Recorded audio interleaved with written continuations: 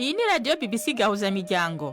Ivugira i Londres kuri metero 19, 25, 31 na 41 ku mirongo ya FM mu karere k'ibiyaga binini no kuri internet kuri bbcgahuza.com.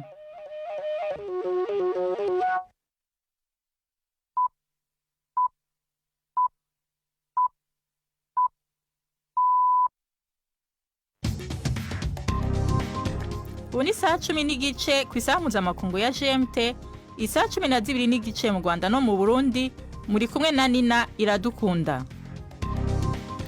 Ndabahaye mwiriwe n'ikaze bakunzi ba BBC Gahuzamiryango. Izi ni ngingo z'amakuru yo kuri umunsi wa gatatu itariki 20 z'ukwicumi mu 2024.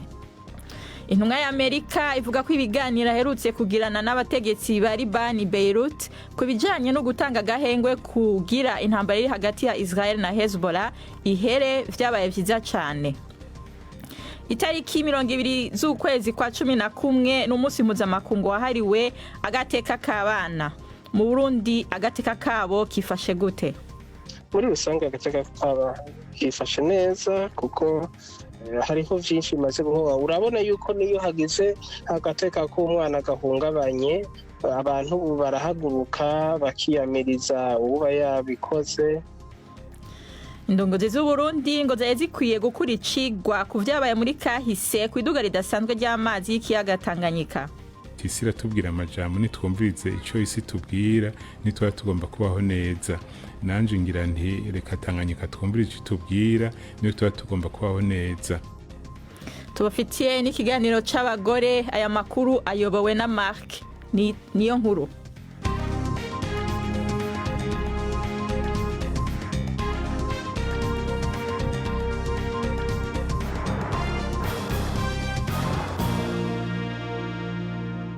Doni ivyo vyose ni mukanya Jacques Niyitegeka ahejeje kudusomera yavugwa ku isi. Perezida wa Leta Zunze Ubumwe za Amerika Joe Biden yemeye guha Ukraine ibisasu bya mine bitegwa abantu ku butaka. Icyo cyemezo kije gikurikira ikindi gihaho uburenganzira Ukraine mu kurasa imbere mu Burusiya ikoresheje ibitwaro bya misile birasa kure bidakunze kuhusha yahawe na Amerika. Ni inkuru ya Davis Willis umugezwaho na Yvette Kabatesi. Kiza Besigye yagejejwe mu rukiko rukuru rwa Makinge azanywe n'igipolisi cya gisirikare. Iyo nkuru ntabwo ariyo nabagezagaho, ahubwo ni ya Kizza Besigye, umwe mu bayobozi batavuga rumwe n'ubutegetsi muri Uganda, yashinjwe ku mugaragaro ibyaha byo kugiranaho ibiganiro n'abanyamahanga kugira ngo bamuhe intwaro. Ibyaha we yahakaniye mu rukiko rwa gisirikare mu murwa mukuru Kampala. Uyu politike wigeze kwiyamamariza kuyobora igihugu ariko ntibimuhire, yari yaburiwe irengero mu mpera z'icyumweru gishize igihe ari mu rugendo i Nairobi muri Kenya, maze uyu munsi biba ubwa mbere abonetse mu ruhame. Ni inkuru ya Anne Soy mugezwaho na Jean Claude Mwambutsa. Kiza Besigye yagejejwe mu rukiko rukuru rwa Makinge azanywe n'igipolisi cya gisirikare. Abakunzi be baririmbiye rimwe bavuga ngo bizarangira, mu gihe nawe yazamuraga akaboko abasuhuza. Yarezwe gutunga amasasu no kugirana ibiganiro n'abanyamahanga i Geneve, i Athene na Nairobi kugira ngo bamuhe intwaro. Ibi byaha akabaho yabihakanye. Yashyizwe mu munyururu kugeza ku itariki ya 2 z'ukwezi kwa 12. Umugore we Winibyanyima, umukozi mukuru mu muryango w'abibumbye, yanenze kuba Besigye afungiwe muri gereza ya gisirikare kandi ari umusivile. Hagati aho Kenya yahakanye uruhare urwo arirwo rwose mu ifatwa ry'uyu mugabo. Tukomereze kuri ya nkuru ya ibisasu. Leta Zunze Ubumwe za Amerika bya mine yemereye Ukraine ko yabikoresha. Leta Zunze Ubumwe za Amerika rero nyuma y'icyemezo hamwe n'ibindi bihugu byo mu burengerazuba bw'isi byabaye bifunze mu gihe gito ambasade zabyo ziri mu murwa mukuru wa Ukraine Kiev, mu gihe ambasade ya Amerika yaburiye abantu ko hashobora kugabwa igitero cyo mu kirere gikomeye cyane. Ikaba yasabye abanyamerika bari muri Ukraine guhita bashaka aho bikinga nibaramuka bumvise amajwi y'impuruza ko haje igitero cyo mu kirere. Inkuru ya Davis Willis umugezwaho na Yvette Kabatesi. kohereza ibisasu bya mine nicyo cyemezo giheruka cyafashwe n'ubuyobozi bwa Amerika bugiye kuvaho mu rwego rwo gushyigikira Ukraine mu ntambara mbere y'uko Donald Trump asubira ku butegetsi. Kuva intambara yatangira, Uburusiya bwakoresheje ibisasu bya mine byinshi biraswa ku butaka, ariko uburyo amahanga yakomeje kwamagana ikoreshwa ry'izo ntwaro ku butaka ku mpamvu z'uko byagira ingaruka ku baturage, byatumye ubuyobozi bwa Biden budatanga uruhusa rwo kuzikoresha. Ibyo bisasu rero ubu bugiye kwifashishwa mu rwego rwo kugabanya umuvuduko w'ingabo z'Uburusiya ziriho zirwana zerekeza mu burasirazuba. Ariko umuyobozi muri Minisiteri y'Ingabo ya Amerika yabwiye BBC ko kutohereza izo ntwaro mu bice bituwe cyane ari bimwe mu byo Ukraine yemeye kugira ngo ihabwe uruhushya rwo kuzikoresha. Amakuru haturuka muri Sudani aravuga ko abantu batari munsi ya 40 baguye mu gitero bikekwa ko cyagabwe n'inyeshyamba zo mu mutwe wa RSF muri leta ya Gezira. Ubabyiboneye biba yabwiye ibiro ntaramakuru by'Ubufaransa ko abarwanya ba RSF bagabye igitero ku murenge wa Ouagad Oshaib, bakaba barakigabye ejo kuwa kabiri nimugoroba, bamaze ibikorwa byo gukozanyaho no gusahura bigakomeza kugeza kuri uyu wa gatatu. Hari umukozi wo mu buvuzi wavuze ko abo bantu bahitanywe n'ibisasu by'amasasu n'ibikomere by'amasasu. Nako imiryango iharanira uburenganzira bwa kiremwamuntu ishinja umutwe wa RSF kuba warakajije umurego mu bitero ugaba ku basivile muri leta ya Gezira kuva mu kwezi gushize. Intambara hagati y'umutwe wa RSF n'ingabo za leta imaze guhitana abantu babarirwa mu bihumbi 100 muri Sudani yose, mu gihe habarirwa muri za miliyoni yabavanye mu byabo. Intumwa idasanzwe ya Leta Zunze Ubumwe za Amerika Amos Hochstein mu masaha ari imbere arerekeza muri Israeli avuye muri Libani, aho arimo kugirana ibiganiro ku mushinga utegurwa na Amerika ugamije kugera ku masezerano yo guhagarika imirwano hagati ya Israel na Hezbollah. Bwana Hochstein avuga ko amaze guterwa icyo yise indi ntambwe, kandi ngo agiye kugerageza nk'uko abivuga gukora uko ashoboye kugira ngo ibi bigerweho. Biravuga ko Hezbollah na leta ya Libani muri rusange bemeye uwo mushinga w'amasezerano nubwo hari bimwe batari bumvikaneho neza. Ikigo gikora imodoka zo mu bwoko bwa Ford cyatangaje gahunda yo gusezerera abakozi 4,000 mu Burayi, bagera hafi ku 3,000 bazava mu Budage, mu gihe Ubwongereza buzatakaza imyanya 800. Ford ivuga ko inganda zikora imodoka ziri mu bibazo bitigeze bibaho. Ibyo bibazo bikaba birimo guhangana n'ipiganwa rikomeye cyane cyane kubera ubwoko bushya bw'imodoka zo mu Bushinwa, amategeko mashya akarishye arengera ibidukikije, ndetse n'ikibazo cyo kubona imodoka zikoreshwa n'amashanyarazi zitarimo kugurwa cyane nk'uko byari byitezwe. Ibindi bigo bikora imodoka birimo Volkswagen, Mercedes-Benz, Stellantis na BMW, byose inyungu zabyo zaragabanutse muri uyu mwaka. Nina, urakoze Jacques Niyitegeka kuri aya makuru yaje kudushikiriza.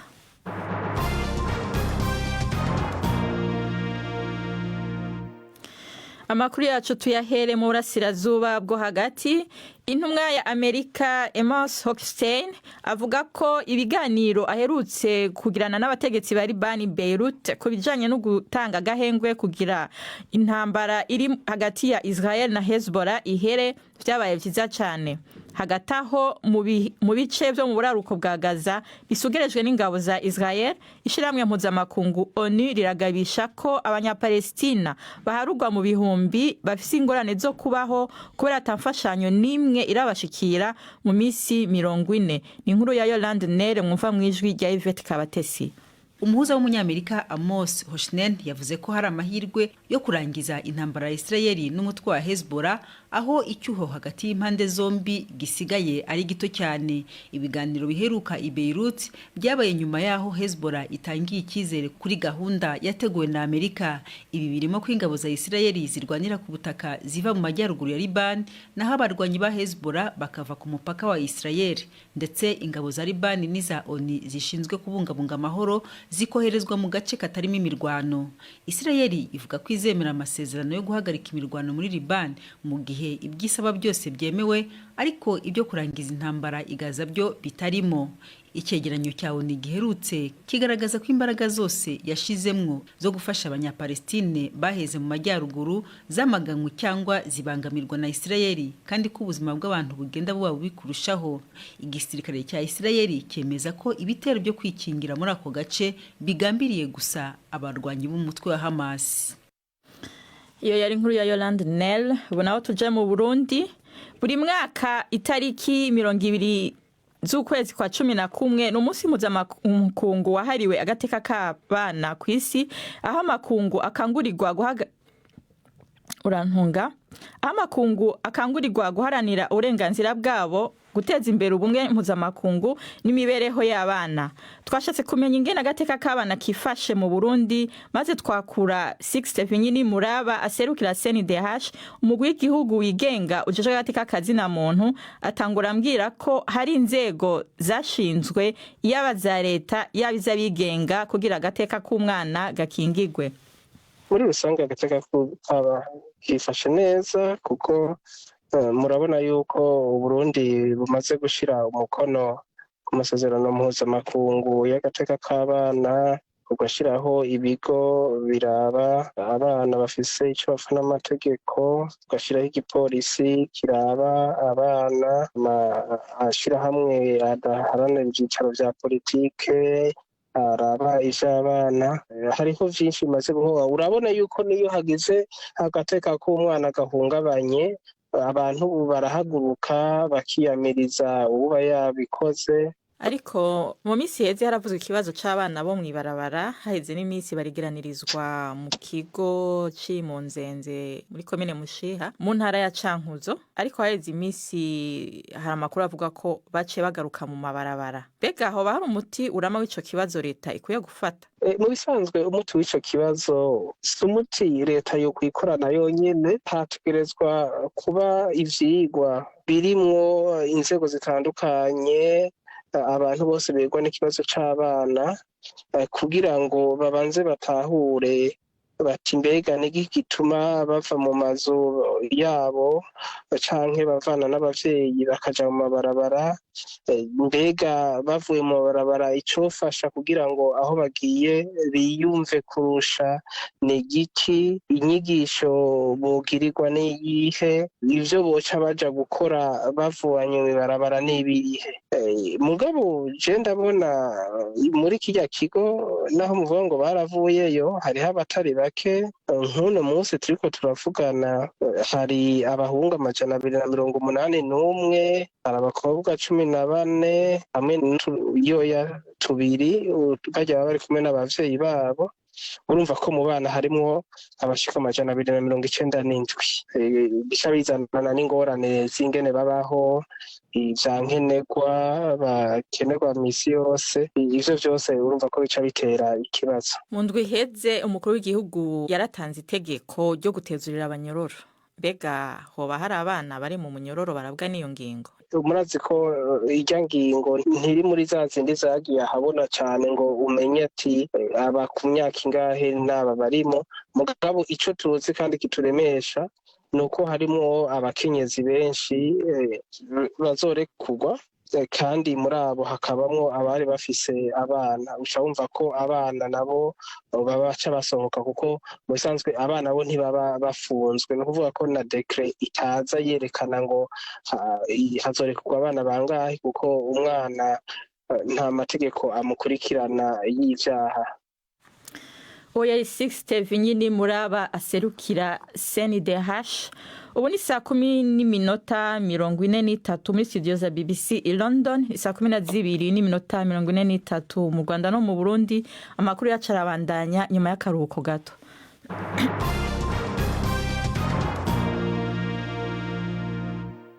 Tugume mu Burundi nyene. Iduga ridasanzwe ry'amazi y'ikiyaga Tanganyika ryabaye mu ntango z'uyu mwaka ryononye ibintu vyinshi kubera inzego zagiye zikurikirana ku burongozi bw'igihugu zitigeze zikura icigwa mu vyabaye muri kahise. bishikirizwa na Albert Mbonerane umwe mu nararibonye mu ishirahamwe Action Ceinture Verte pour l'Environnement gishinze gukingira ibidukikije.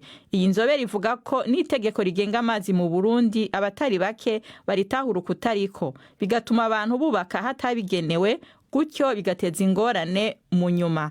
Albert Mbonerane yishuye ku bibazo vya mugenzi wacu Gildas Hundimpundu ahatangura sigura ingene ikiyaga Tanganyika cagiye cigenza muri kahise. Ahandaraba mu mwaka w'igihumbi kimwe amajana 878 amazi ya Tanganyika yaruzuye. Mugabo muri ico gihe nta bintu byinshi vyononeka kuko nta bantu bari bwaje kuba ku nkengera ikiyaga ca Tanganyika. Hama Tanganyika irasinzira imyaka 60 yose igaruka kuduga mu gihumbi kimwe amajana 938 naho nyene si byinshi vyononekaye. Hama Tanganyika irasubira iratekana hashize imyaka 25 no kuva mu gihumbi kimwe amajana 963 na 4 irasubira iraduga. Muri ico gihe rero harononekaye ibintu bitari bike nk'uburavye abari mu Gatumba baba muri ico gihe baromotse baza kuba ngaha mu Ngagara no mu Cibitoke. Hanyuma amazi bavuga yuko hajya bita kuri Shanike hajya hari mu mazi, hamukaza hano bita mu Ruvumera mu Buyenzi hari mu mazi, wagenda kuri Avenue du Large hajya bita mu Kibenga niki hajya hari mu mazi. Amazi yagiye kurenga cane mwaka wa 2024 uvuga imyaka 60. Albert Mbonerane ibihari cigwa inzego z'igihugu zikwiye kubikuramwo. Jengira nti hamwe twoza turafatira kuvyigwa mwene ivyo twegera tuti nk'ubu ko twese twabonye aho Tanganyika amazi yagarukiye muri uyu mwaka turimwo. Hamwe wokurikiza rero biteko rigenga amazi mu ngingo ya 5 baravuga yuko urinda gufata imetero 150 mugabo ikosa rihari nuko dufata izo metero 150 dufatiye ku nkengera y'ikiyaga. Mugabo usomye neza bavuga uzifata uhereye aho Tanganyika yagarukiye igihe yuzura.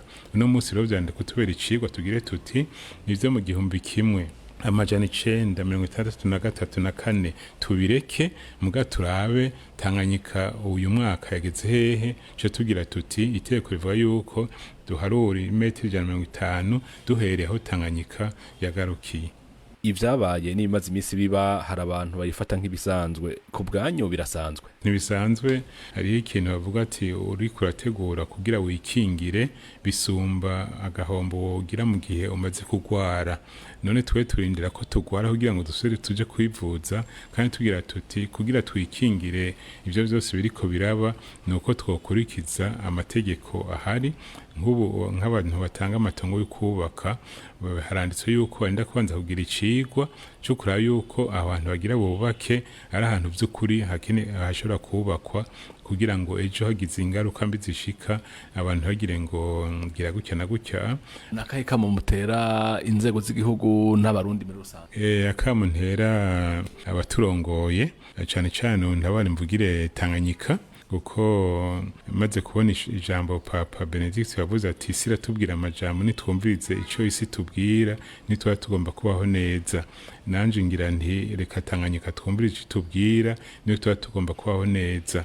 Tanganyika ikikujwe n'ibihugu 4 hariho Zambia, hariho Tanzania, hariho Kongo, hariho no Burundi. Ubu turashira ko n'u Rwanda kuko uravye amazi ava muri Kivu agaca muri Rusizi aza muri Tanganyika. Ubu hari hakenewe yuko bagira bati ibihugu ko ari 4 nibasubire bahwanire hamwe abafata ingingo bagire bati ubu rero ngo turondere uburyo kugira ngo tuzibure uruzi gwitwa Rukuga kuko niho honyine Tanganyika ishobora gusohokera amazi agatemba aja mu ruzi rwa Kongo hama kaja muri bahari ya Atlantique. urakoze Jidasi hundi mpundu. Tubandanyiza amakuru yacu muri Sudani. Abasivile baharugwa muri za mirongo barishwe muri leta ya Jezira iri muri Sudani yo hagati inyuma y'aho abagwanyi bitwara gisirikare b'umugwi RSF batereye agacimbiri kamwe nk'uko bivugwa n'ababibonye. Uwo mugwi wagirizwa kugaba ibitero vyo kwihora Jezira inyuma y'aho umwe mu bagaba bakuru bawo aviriye muri uwo mugwi akinjira mu gisirikare ca leta. Ingingo y'ishirahamwe mpuzamakungu ONU iherutse gushikirizwa yo guhagarika intambara muri Sudani yarahagaritswe n'Uburusiya. Ni inkuru ya Kadina Hibertare muva mu ijwi rya Jean-Claude Mwambutsa. Ibitero mu gace ka Wadi Oshaib byatangiye kwa kabiri ku mugoroba bikomeza kuri wa gatatu nkuko ababibonye babibwiye ibiro ntaramakuru by'Ubufaransa. Abantu batari munsi ya 40 barishwe ndetse n'amazu arasahurwa kuva mu kwezi gushize. Uburasirazuba bwa leta ya Gezira burangwamo ibitero bya hato na hato. Ibi bikaba byaratumye abaturage benshi bava mu byabo. Leta zunze ubumwe za Amerika zirega umutwe wa RSF kwibasira abasivile barimo abagore n'abana muri iyi leta. Imirwano yadutse hagati y'umutwe wa RSF n'igisirikare cya leta mu kwezi kwa kane umwaka ushize. Impande zombi zakomeje gushinjwa ibyaha by'intambara. Hafi kimwe cya kabiri cy'abaturage ba Sudani bakeneye inkunga yihutirwa yo mu rwego rw'ubutabazi. Ubu ni umwanya w'ikiganiro c'inkino mutegurirwa na Yves Bucyana. Imikino kuri BBC gahuza miryango. Ndabashuje mwese abateze amatwi BBC. Mu makuru y'imikino, Tanzania yarayibonye itike yayo yo kuzakina imikino ya nyuma y'igikombe cya Afrika cy'ibihugu AFCON 2025 itsinze Guinea y'igitego kimwe ku busa. Umukino wabaye ejo i Dar es Salaam mbere yuko Botswana na Mozambique nazo zirara zibonye itike yazo. Guinea yari ikeneye kunganya gusa kugira ngo irangize ku mwanya wa kabiri mu itsinda rya 8. Madi Kamara yateye ku mutambiko w'izamu mbere yuko Simon Msuva atsinda igitego cy'umutwe ku munota wa 61. Tanzania ibona itike gutyo. Hagati aho Botswana izagaragara mu mikino ya nyuma ku nshuro ya kabiri gusa nyuma yo kubona inota rimwe yari ikeneye ubwo yanganyaga na Misiri igitego kimwe kuri kimwe. Naho Mozambique itsinda Guinea Bissau 2-1. Tanzania, Uganda na Repubulika ya Demokarasi ya Kongo nizo kipe zo mu karere ka Afrika y'Uburasirazuba zizajya mu mikino ya nyuma y'igikombe cya Afrika muri Maroc.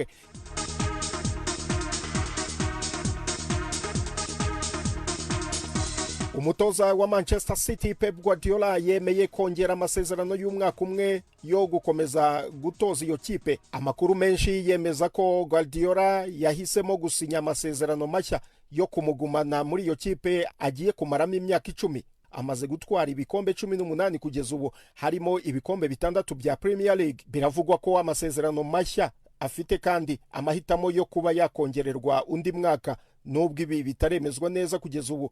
Mu gihe yamaze i Manchester, Guardiola yafashije City kuba ikipe ya kabiri y'Ubwongereza yatwaye ibikombe 3 Premier League, FA Cup na Champions League mu mwaka umwe w'imikino nyuma ya Manchester United. City kandi niyo kipe ya mbere yegukanye ibikombe 4 bikurikirana bya shampiyona kandi ishobora gutwara shampiyona ifite amanota 100.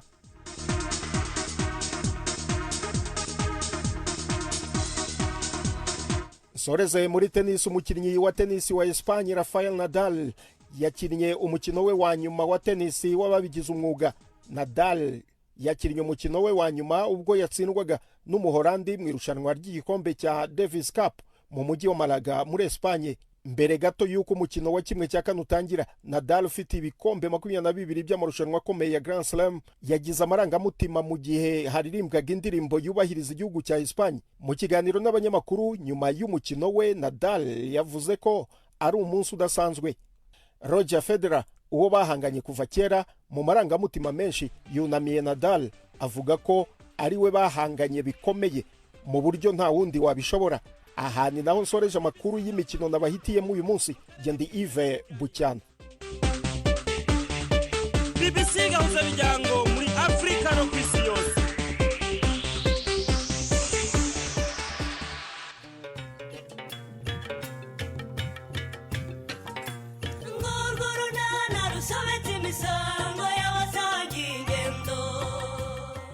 mu kiganiro nacyo kuri wa kane twabateguriye ari ngeri nawe umubyeyi gito ninde nakubajije nutigiye kwinjira mu nzu akarya asize umwana hanze yewe mama we ubwo rero nguravuze muzajya mwibagirwa ko mwabyaye mujye mwiraha ngo Nyiramariza azabarerera utereze uwo bane se yarera Nyiramariza sindi umuyaya wawe sindi n'uwa Stefano uranyumva neza niba ushakira umwana wawe amahoro uzumumvanire mu rugo mukuvanire mu rugo niko mukangisha uzi ko warusohokamo n'umugore akinjiramo uravuze ngo azasohokamo urwinjiramo na di ni 12:45 kuri BBC.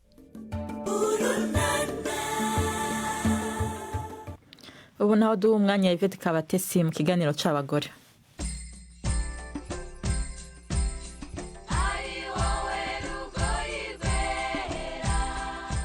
Mwireho neza. Tufaha Uwihoreye ni umukobwa ukina fencing cyangwa umukino w'inkota. Aherutse gukabya inzozi ze yahishuriye BBC ubwo aheruka kuganira natwe mu kwezi kwa kabiri uyu mwaka. Abo wa mbere uhagarariye u Rwanda mu mikino ya Olympique yabereye mu Faransa itangira mu mpera z'ukwezi kwa karindwi irangirana n'itariki 11 z'ukwezi kwa munani uyu mwaka. Nubwo nta mudari yatahanye, Tufaha avuga ko iyi mikino yayigiyemo byinshi. Kimi Yoshimura yansinze ku manota 7/15. Yego yarandushije pe yaransinze ariko ntago nabyemeye 100%. Ikintu ntigaya nuko mu Rwanda ntago dufite abakinnyi bakinisha imoso. Nibwo bwa mbere nari muye n'iriya challenge yo kugira umukinnyi ukinisha imoso. Rero byarangoye na keepinze distance ko nshoboye nataka uko nshoboye ariko imoso ubu ngubu niyo challenge ya mbere nahuye nayo ni nayo bivuga ngo nitegura iyindi competition ya Los Angeles 2028 ngomba gutangira akakanya noneho za challenge zose nagiye mpura nazo kareba ko hari impinduka zagira ariko nyene n'imyitozo myinshi competition nyinshi zigenda zitandukanye nago biba byoroshye. Hama rero mbere yuko mukina umaze kumenya ko ari we muzakina wabyakiriye gute? Ubwo ntago bwabura kuko umuyapani wamungani ku nkota biba ari ikintu gikomeye byibuza iyo bama undi munyafrika mugenzi wanjye. Gusa ikintu nakoze naragiye ndareba imikino yagiye akina umwanya ariho ku isi ari no ku mwanya wa 15 n'imbatara 16 umenya ndi ukwijana gusa ntago byigeze binkanga narinze ngera no kuri stage nta nubwo bamfite numva magaze ngiye gutsinda pe. Mbere yuko ukina warasinziriye byagenze gute? Ntago nasinziriye nararyamaga nkicura nkagenda hanze naryamye nko mu masaha ko yari ubwa mbere ngiye gukina Olympic nibaza gukuntu ngiye guhagarara imbere y'imbaga y'abantu nkatangira gukina noneho ni nanjye wari bubanze ku mukino wa mbere navuze ati uko byagenda byose ndi hano nk'umunyarwandakazi ngomba guhagararira igihugu neza arantsinda ariko arantsinda nawe byamugoye kandi koko byaramugoye kuko nimba twarakinnye iminota 9 kandi abandi barakinnye iminota 3 bakabatsinda amanota 15 batarangiza niyo minota 9 bivuga ngo namuhaye akazi katoroshye kugira ngo ansinde. Mwigeze muhura nyuma yaho? Nari ndi gukora interview araza arambwira ngo uri mukinnyi mwiza komeza imyitozo tuzahora muri competition y'isi nibyo ngibyo yambwiye gusa. Warababaye ariko hari isomo wakuyemwe niko natekereza. Birababaje cyane ariko nanone ni experience nziza nk'umunyarwandakazi. Olympic y'ubushize yo muri Tokyo bagiye ari abakobwa 3 ariko ubu ngubu twagiye turi abakobwa 5 n'abahungu 3 urumva abakobwa nibo bari benshi. Rero ikintu nabwira abakobwa bo mu Rwanda nabashishikariza kuza mu mukino wa fencing kubera ko muri fencing ukina ku giti cyawe ariko nyuma yaho ugira nandi mahirwe yo gukina par equipe ni ugukina muri abakinnyi bane. Rero biracyangoye kuko nimba mbuza amahirwe muri individual nshobora kuyabonera muri par equipe. Niyo mpamvu ndi kubwira abakinnyi b'abakobwa n'abandi bakobwa bose bakunda siporo muri rusange baze dufatanye turebe ko twazamura umukino wa fencing mu Rwanda. Nacyo kintu ngiye gukoraho cyane tukazagenda turi timu ngari muri Olympique y'ubutaha ya 2028. Wavuze uti hari icyo nahigiye abantu bakureba ubu bakubwira icyo ubungubu nyuma yo kuva muri uriya mukino? Njyewe narinzi ko ninyina ino Olympique ya 2024 Paris nzahita ndekera gukina nkaba umukoca ngatangira gufasha abandi bakinnyi ariko buri wese uwo mbwiye arambwira ati ufite imyaka ingahe naye mubwira ngo turacyari umwana ufite Olympique ebyiri ziri imbere yawe. Rero kora cyane kugira ngo byibuze urebe ko wazazana umudari, kandi inzozi zanjye zari kujya muri olympique ariko nkabona itsinzi. Ngomba gukora cyane byibuze kugira ngo nzazane intsinzi muri olympique ya 2028. Gusa ibyo byose nzabifashwamo n'abanyarwanda, support yabo n'abandi bayobozi. Yego. Noneho rero ubu nka Tufaha yiyumva te nk'umu Olympia ubu ngubu? Ikintu cya mbere niyumva ndi indorerwamo y'abagenzi banjye, abandi bakobwa bagenzi banjye bataratangira siporo ariko bayikunda, n'abandi bari mu nzira bafite inzozi zo kuba aba Olympia. Ni ikintu cya mbere cyiza nigeze numva, nko kuba mu nzozi zawe wifuje ukiri muto cyane. Ubu ngubu ndishimye, nta kibazo. Ndashimira buri wese wanshigikiye muri kugeza ubu ngubu. Tufaha Uwihoreye, umukobwa wihebeye umukino w'inkota cyangwa se fencing, ni naha dusoreje. Muramuke neza. Murakoze Yvette na Tufaha Uwihoreye. Amakuru yacu agarukiye ngaha, muyashikirijwe na Nina Iradukunda, mu buhinga bw'ivyuma twafashijwe na Derek. Mwakoze kubana natwe na Gahwana.